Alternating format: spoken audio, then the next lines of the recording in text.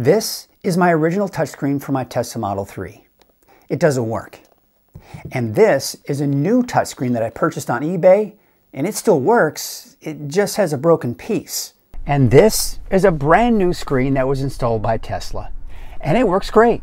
I'm Frugal Tesla Guy, and I'm going to tell you why I have all of these screens and why I needed a new one in the first place.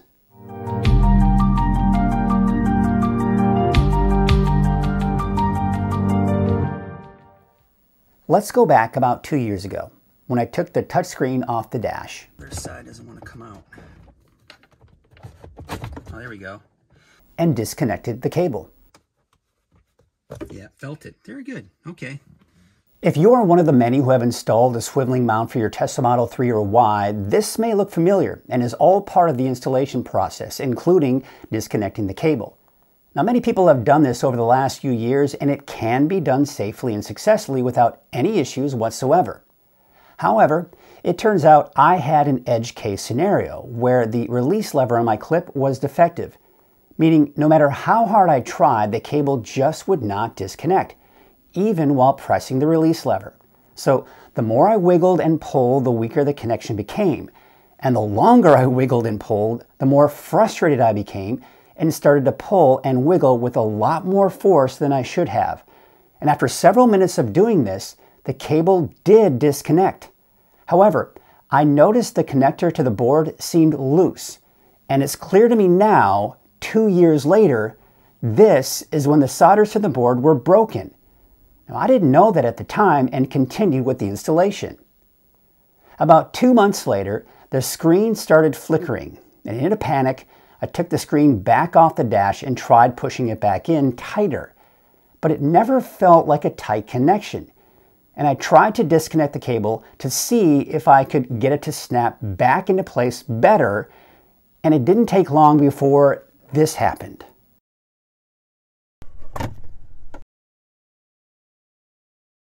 Well, I was sick to my stomach to this point, but had to do what I could to salvage it. So I placed it back over the pins, put the factory mount back on, and I hoped for the best. Now, there were a handful of times over the last 2 years when I did see the screen flicker, but outside of that, it worked just fine. That is, until about a month ago. All right, so right now it's saying touchscreen unresponsive, press and hold scroll wheels to restart. It's not being responsive right now. So let me reboot the computer. Now, here's the thing that I want to mention. This didn't come on until I started snapping that cover plate in place. Now watch what happens. It's not actually fully snapped into place. There's a spot that I'm going to try to snap it in. Watch what happens.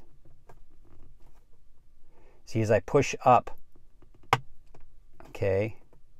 Oh, see what's happening is there's some kind of pressure being put, I think, on the, yep, there it is, that cable. There was some kind of pressure that was put on that cable, which, see, now it's in the perfect position where it's making full contact, but then there are certain spots where the cable moves and it doesn't have full contact. So it's, right now it works fine, but you know, you hit a bump or something and it may turn back off. All right, so there you have it. This screen is now just pretty much completely dead. Now, what was in the back of my mind for the last 2 years has finally happened. Now what?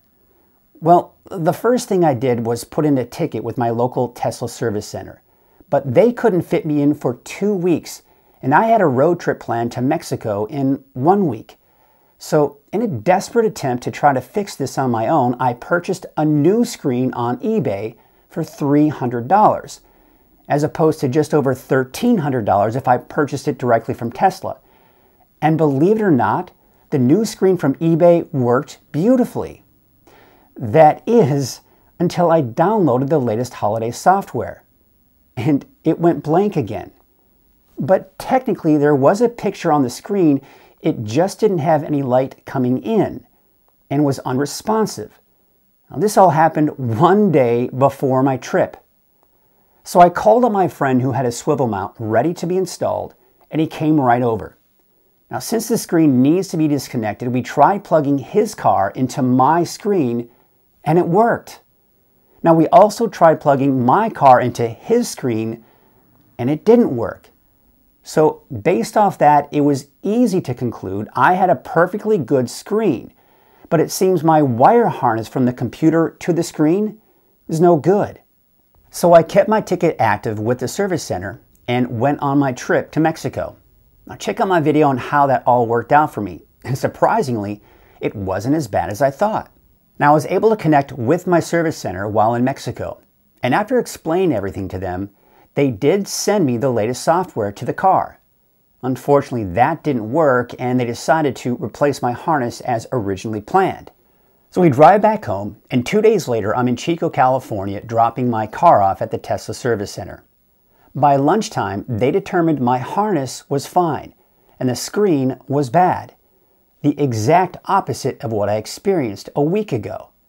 Now, they tried 2 monitors in-house with my original harness, and they both worked. I did not expect this at all, but they did offer to keep the original harness in place and install a new screen. Now, I was sure it was still the harness and asked them to go with the original plan and replace it, and we'll go from there. A few hours later, they had the new harness in place with the same results. My screen didn't work, but theirs did. So at this point, I had no choice but to have them install one of their new screens. I just had to bite the bullet and pay the price. $1,803.37 later, which included a $1,320 screen, a $23 cable harness, along with labor and tax, and I finally had a functioning screen, along with the peace of mind of a 2-year warranty on the new screen. We're done, right? Well, sort of. See, this is where things get interesting. 24 hours later, I'm in my car installing my new swivel mount. Now, some of you might think I'm crazy, but as I was able to conclude, my screen issues had nothing to do with the mount. And since I had a new harness, I also had a functioning release lever, and sure enough, it was very easy to release. Now, since I had the cable released, I thought, what the heck? I'm going to try the new screen that I purchased from eBay. Now, first and foremost, before connecting it, I noticed the connector to the screen had a piece broken off. It was not that way before I brought it in. And secondly, the white retention clip was missing. Now, it was there when I brought the car in, but we'll get to those later. Now, surprisingly enough, after plugging my screen in, it worked. Now, this was actually very frustrating because, quite honestly, it had me second-guessing Tesla's work. Now, I did contact the service center to see if I could return their screen for a refund, but there is a no return policy on anything that's installed. However, things sold over the counter can be returned. Now, I did ask them about the broken connector on my screen and the missing retention clip as well, and was told there was no clip to transfer from the original harness, and never mentioned the broken connector. Now, the next day, he emailed me back and said they did find a replacement clip. Now, between you and me, it was probably my clip that was either forgotten about or misplaced. And they were going to send the technician that worked on my car to come by and drop it off. And still, no mention of the broken connector. Now, this to me was very frustrating because it felt like they were trying to hide the fact that they broke my connector, and forces me to make assumptions that may not be true. So the technician arrived the next day and handed me the clip and offered to install it, but I said that I'll take care of it. Now, he also gave me a detailed explanation of everything he did to help fix my screen, and did try everything he could to salvage it. Now, I really did appreciate him taking the time to explain everything to me, but I still wanted to know what happened to my connector, and I showed it to him.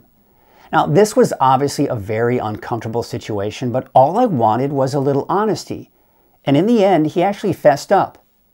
Now, I didn't ask for anything, but I did want him and the team leader to know I was out $300 because I couldn't return it in that condition.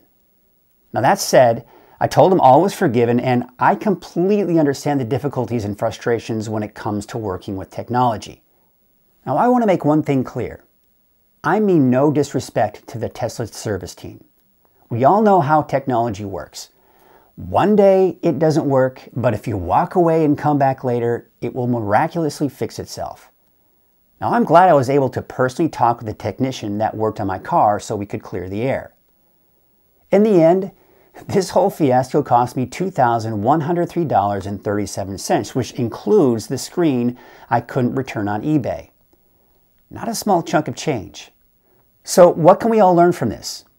Well, one of the first things I discovered is the tilting screen had nothing to do with this at all. As you may recall from what I mentioned earlier, yes, the screen started flickering 2 months after installation, but that was after I broke the solders on the screen. Plus, it continued to flicker with the OEM mount until it failed altogether. Now, I probably would have had the same results even if I kept the tilting screen installed. Now, a flickering screen is actually a fairly common thing. In fact, just Google Tesla flickering screen and you'll find several links addressing this issue. Now, many times it's a simple reboot, other times it may be replacing the harness, and worst case scenario, a new screen.